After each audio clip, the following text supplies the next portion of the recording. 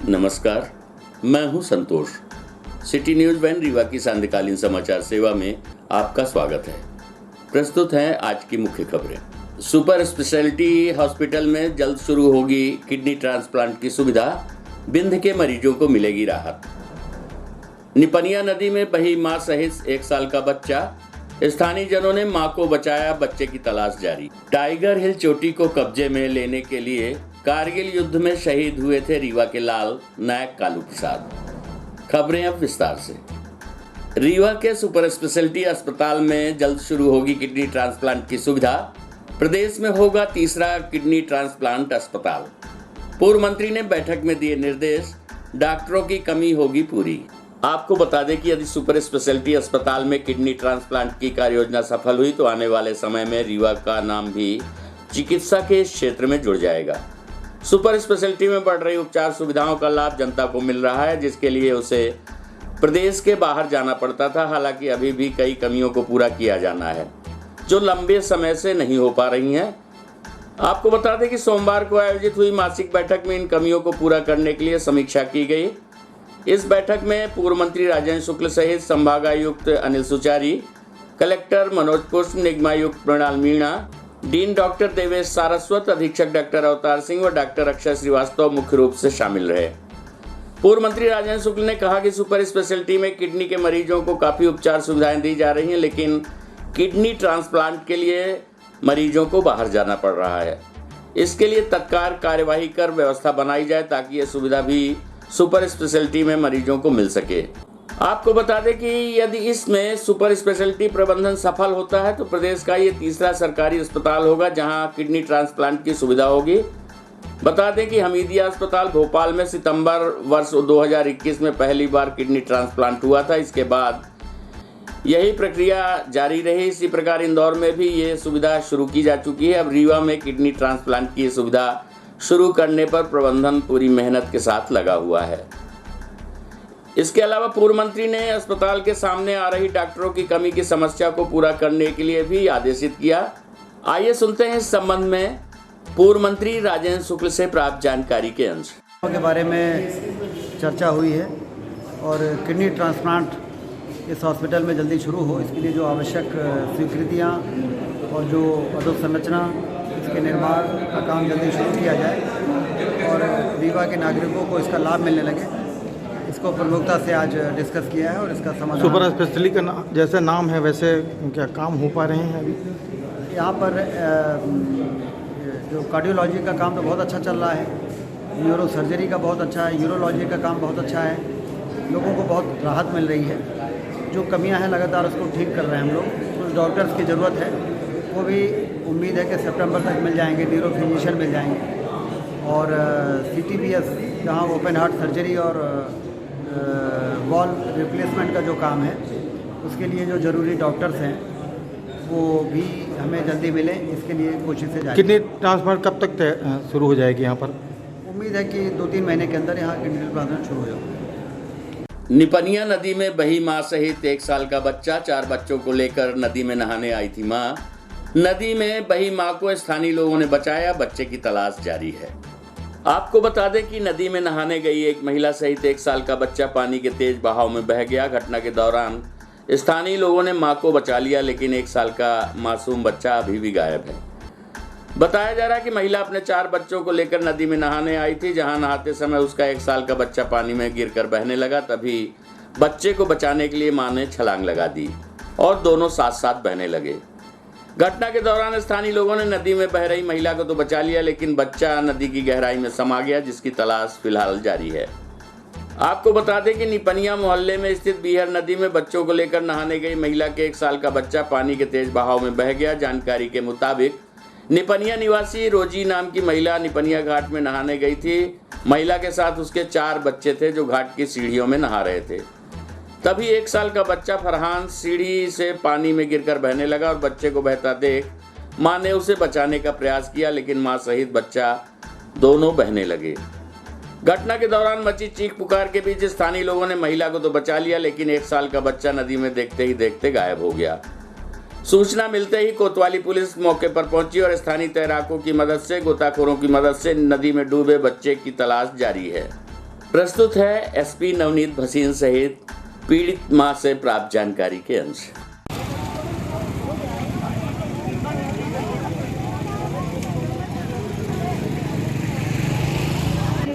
कितनी समय आई थी आप? अरे अब इनके 11 बजे। कितने बच्चे लेके आई थी?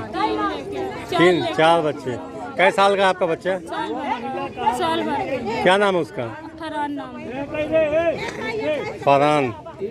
कैसे डूब गए? आप क्या कर रहे अरे थे? हम ऐसे हम भी नहाते रहे, हम भी छूट गए थे, वो भी छूट गया था। हमको तो आगे पकड़े रहा है।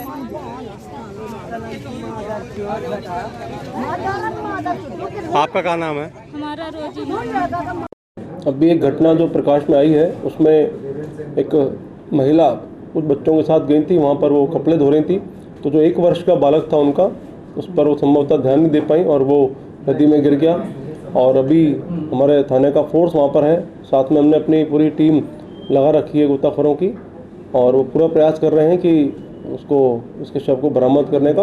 पानी का बहाव तेज होने से वो लोग अभी पूरी तरह सफल नहीं हो पाए, पर लगातार टीम वहीं पे लगी हुई है और उसको आगे कार्रवाई हमारी जारी है। चुनावी रंजिश में भिड़े पार्षद प्रत्याशी, हार जीत की बहस से शुरू हुआ विवाद खूनी संघर्ष में हुआ तब्दील। मारपीट में पार्षद प्रत्याशी सहित महिलाएं हुई घायल, दोनों पक्षों ने थाने में जाकर की शिकायत। आपको बता दें कि नगरीय निकाय चुनाव संपन्न होते ही चुनाव रंजिशों का दौर शुरू हो गया है। रीवा में बीती रात 2 पार्षद और प्रत्याशियों के बीच जमकर मारपीट हुई, जिसमें एक पार्षद प्रत्याशी सहित कुछ महिलाएं घायल हो गईं। घटना की जानकारी मिलते ही सिटी कोतवाली पुलिस मौके पर पहुंची और मामले को शांत कराया। दोनों ही पक्षों के द्वारा सिटी कोतवाली थाने में मारपीट की शिकायत दर्ज कराई गई है। दरअसल ये विवाद चुनाव में हार और जीत को लेकर हुई बहस के दौरान हुआ। जानकारी के मुताबिक हाल ही में संपन्न हुए नगर निगम चुनाव में वार्ड क्रमांक 34 के प्रत्याशी अकबर खान उर्फ राजू निर्दलीय प्रत्याशी के रूप में चुनाव मैदान में उतरे हुए थे।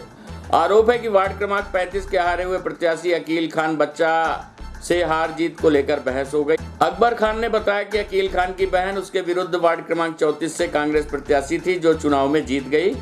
बीती रात हार और जीत को लेकर दोनों पक्षों में बहस हुई और देखते ही देखते मामला मारपीट तक पहुंच गया।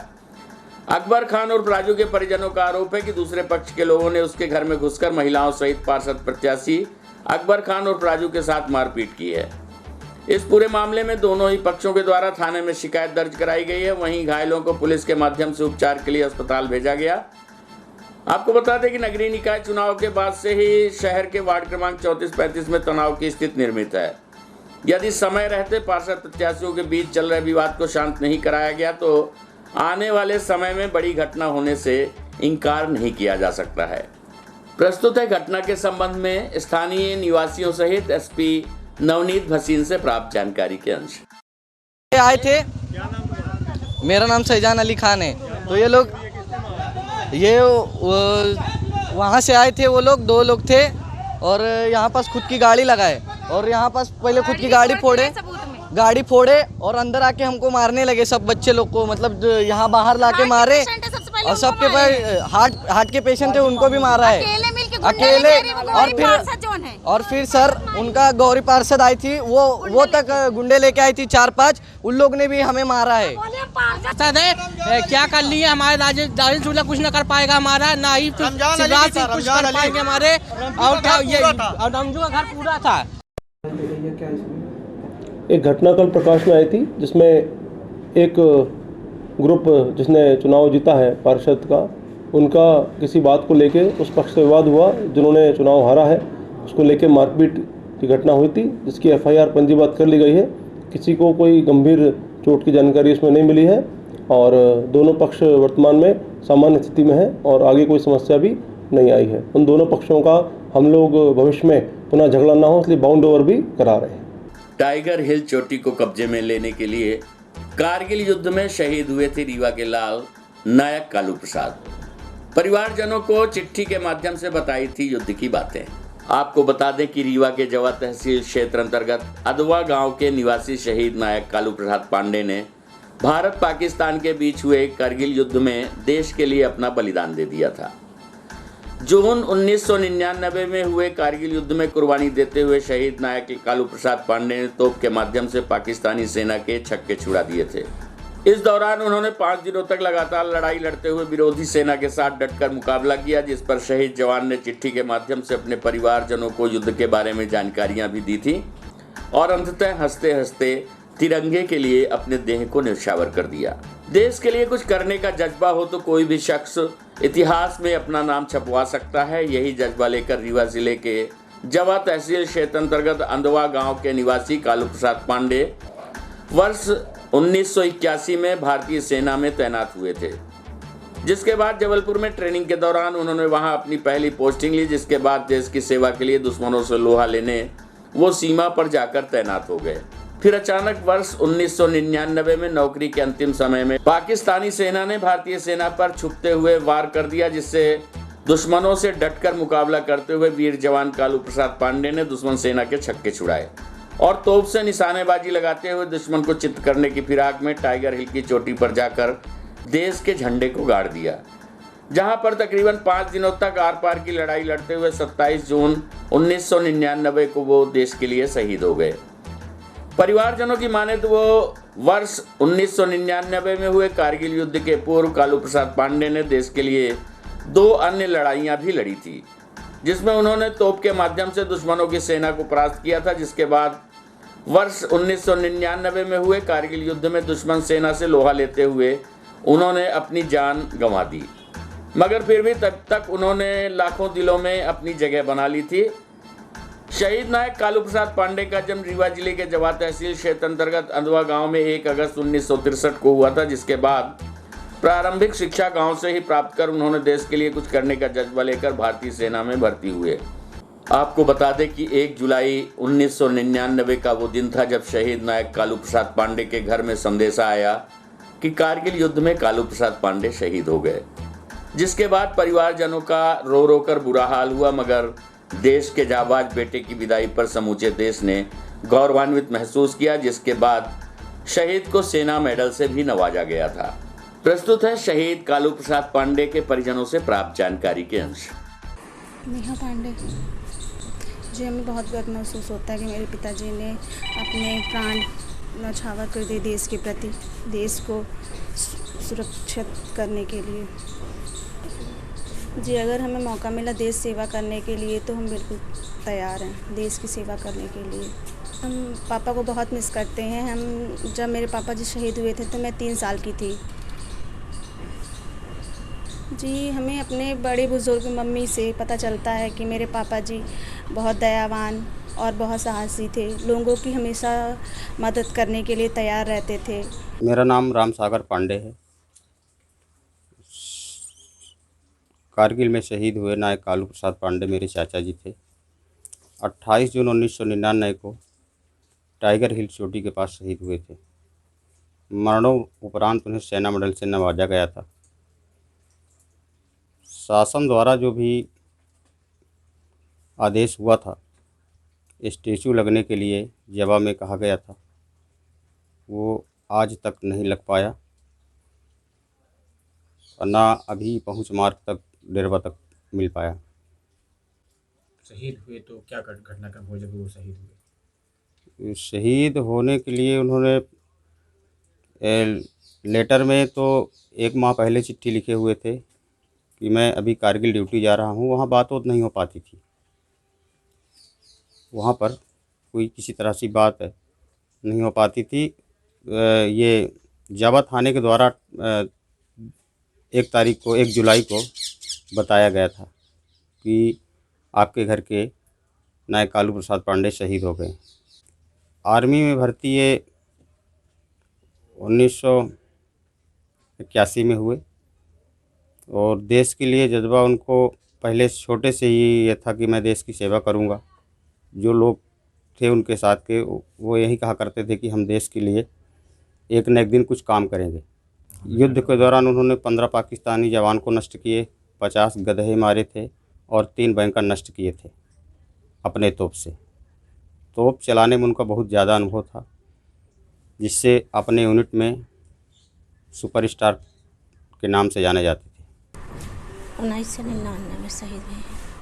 वो लोगों से अच्छे बात कर रहे हैं, अच्छे स्वभाव रहा है। देश के बाद उनको जज्बा रहा पाकिस्तान से लड़ाई हुई शहीद हो गए हैं।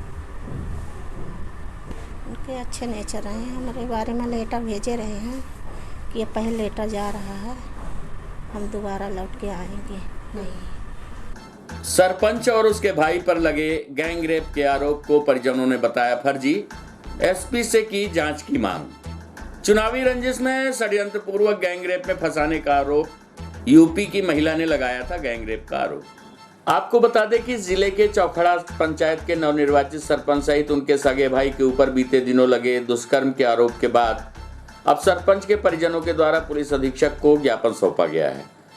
इस पूरे मामले को झूठा बताते हुए परिजनों के द्वारा पुलिस अधीक्षक से मामले की उच्च स्तरीय जांच कराने की मांग की है।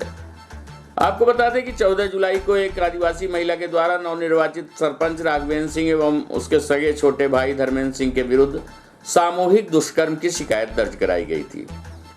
नवनिर्वाचित सरपंच के परिजनों का कहना है कि घटना के दिवस 14 जुलाई को विकास खंड मुख्यालय में प्रमाण पत्र वितरित किए जा रहे थे और सरपंच सहित उसका बड़ा भाई चौखड़ा में ही मौजूद थे।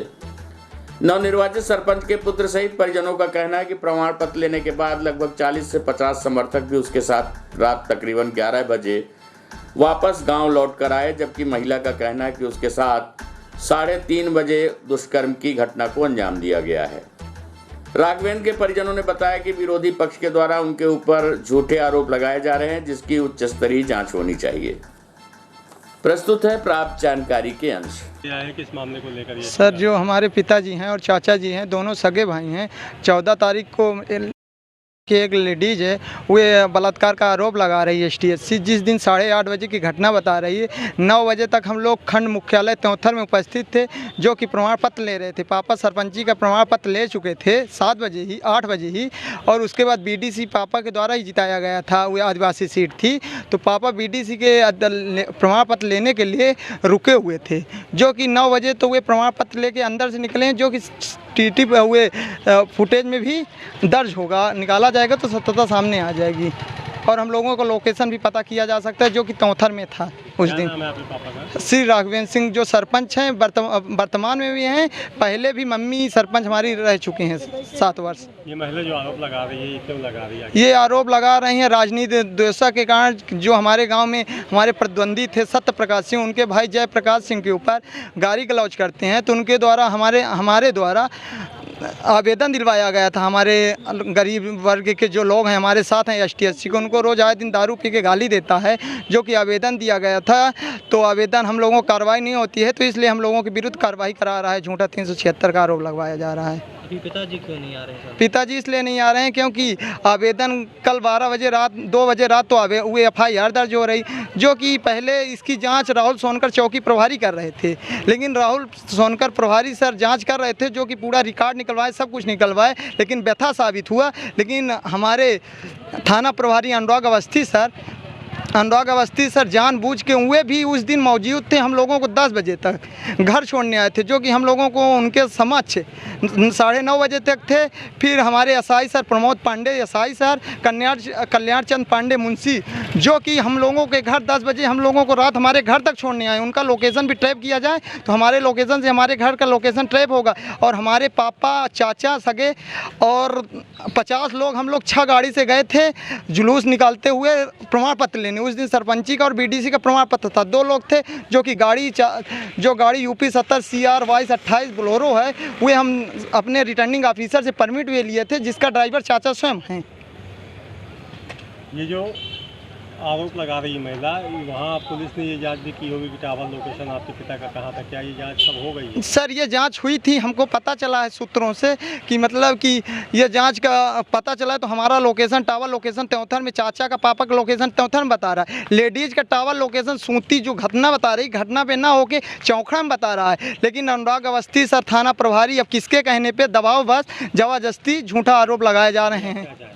हम न्याय चाहते हैं सर, हमारा उच्च स्तरीय जांच हो, जो कि त्योंथर ब्लॉक को ना दे के दूसरे विभाग को अनुभाग को दे दिया जाए, या तो रीवा को छोड़ के दूसरे जिला के वरिष्ठ अधिकारियों से करा लिया जाए, सच्चाई सामने आ जाएगी। सर, क्या नाम है आपका? प्रसन्न सिंह हैं हम, सरपंच साहब के राघवेंद्र सिंह।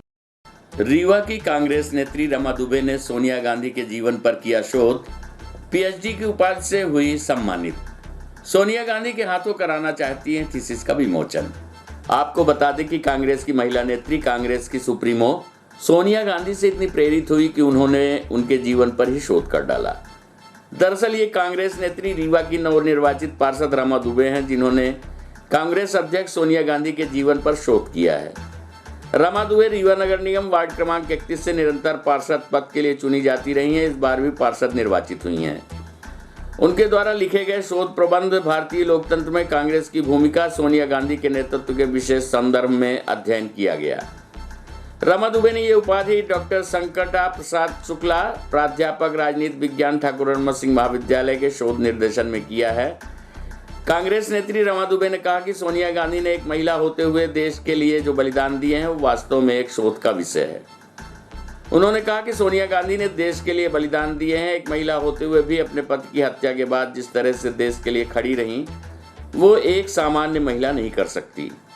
रमा दुबे ने इच्छा जाहिर की है कि उनके द्वारा लिखे गए शोध प्रबंधन का सोनिया गांधी के हाथों विमोचन किया जाए, जिसके लिए वो जल्द ही कांग्रेस अध्यक्ष सोनिया गांधी से मुलाकात करने वाली हैं। आइए सुनते हैं क्या विचार हैं कांग्रेस की नेत्री रमा दुबे के। मैं निर्वाचित हुई तो सोची कि आप लोगों से मुलाकात की जाए और धन्यवाद दूं कि आप लोगों ने मुझे सहयोग दिया। प्रेस के माध्यम से, मीडिया के माध्यम से, इलेक्ट्रिक मीडिया के माध्यम से सभी का सहयोग मुझे मिला और मैं निर्वाचित हुई। इस कारण से मैंने सोचा कि आप लोगों को चाय पे बुला करके कम से कम चर्चा हो जाएगी थोड़ा। निरंतर आप जीतती आई हैं, इस वार्ड से पार्षद रही हैं, इस बीच आप क्या नया लेके जाने वाली हैं? कुछ काम मेरे अधूरे रह गए थे। मेरी बड़ी इच्छा थी कि एक बार मैं पार्षद बनूं और उसी काम जैसे मेरी इच्छा है कि एक सामुदायिक भवन बना के अपने वार्ड को समर्पित करूं।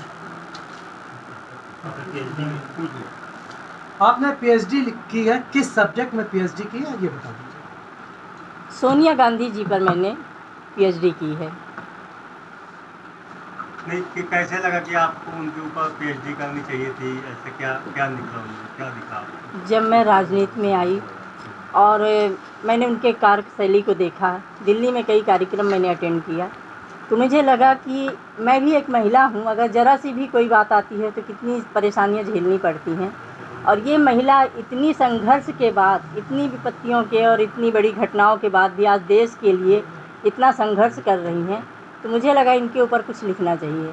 और कि जीवन के अंदर घुस के आपको क्या देखने को मिला है सब? उनके ऊपर मैंने तो बहुत कम लिखा है, सच पूछिए तो लिखते रहे तो शायद लिख ही ना पाएंगे, क्योंकि एक ऐसी महिला है जिसने कभी अपने लिए तो कुछ सोचा ही नहीं। उन्होंने देश के लिए ही करती चली गई और आज भी देखिए तो किसी से ना उन्हें परिवार से कोई मतलब है, ना कोई। इतनी कम उम्र में जो महिला विधवा हो जाए और उसके बाद भी अकेली देश के लिए लड़ती रही, बहुत बड़ी बात है। आज सोनिया गांधी के अंदर ऐसी कौन सी महत्वपूर्ण विशेषता आपको दिखाई दी जिससे आप प्रभावित हो गई हैं? एक महिला होने के नाते जहाँ भी कार्यक्रम होता था, जहाँ भी कोई छोटी छोटी मुसीबतें आती थी, वो बराबर चली जाती थी और पूछती थी।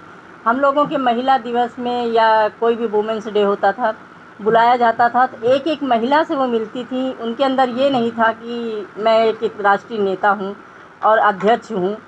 उनके साथ इतनी सिक्योरिटी थी कि मिलने नहीं दिया जाता था, उसके बाद भी वो हम लोगों से मिलती थी। तो मुझे लगा कि एक सामान्य, इतनी बड़ी नेता होकर के एक सामान्य महिला की तरह मिलती हैं, तो इनसे क्यों ना मैं मिल करके ही कुछ काम करूँ। आज की खबरों में बस इतना ही। कल हम फिर हाजिर होंगे कुछ नई खबरों के साथ। तब तक के लिए हमें इजाज़त दीजिए। नमस्कार।